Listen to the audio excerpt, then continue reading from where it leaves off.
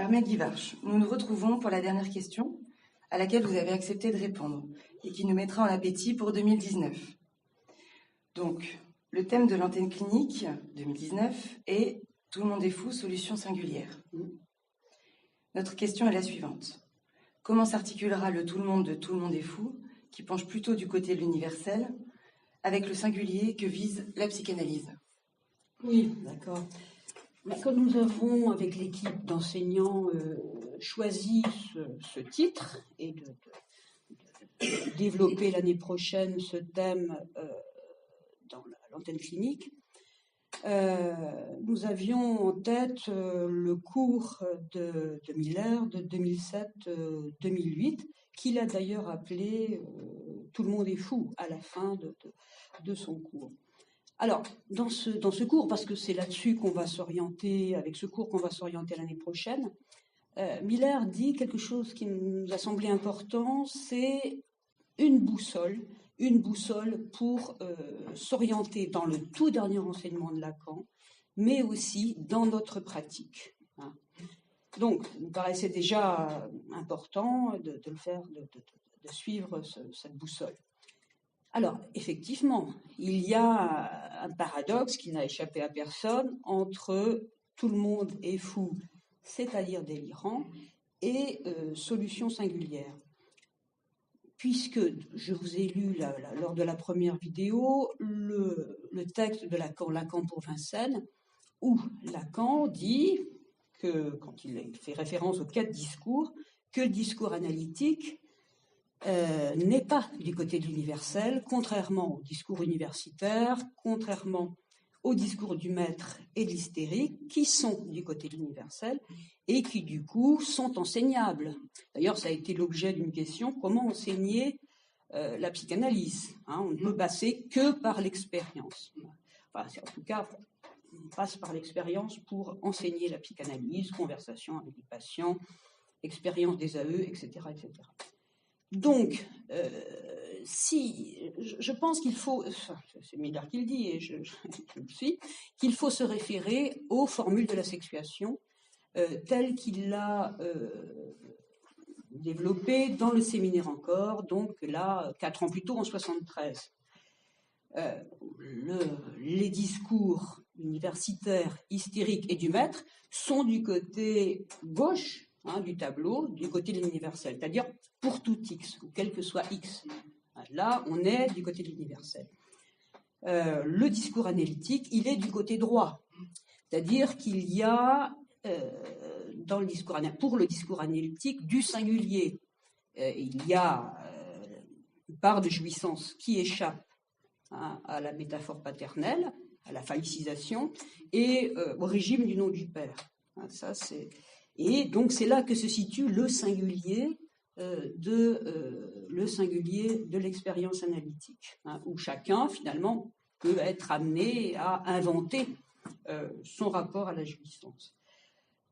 Alors, rappelons aussi que dans le texte Lacan pour Vincennes, Lacan dit tout le monde délire, si on peut dire une pareille expression. Il y a quand même une restriction à cela. Dans ce cours de Miller de 2008, il dit que justement le singulier, l'invention se situe dans l'écart entre l'impossible et le contingent. On va y revenir après, je vais un tout petit peu développer ça. Et aussi, comment comprendre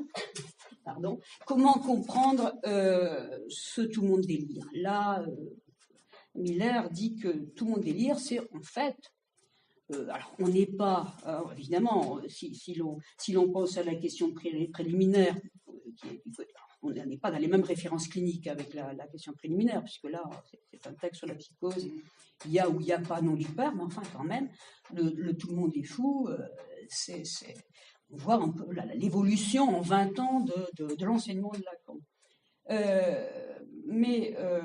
Donc, ce que dit Miller, c'est que tout le monde est fou, c'est plutôt du côté, le sujet, il est toujours heureux, il rêve sans cesse. Hein.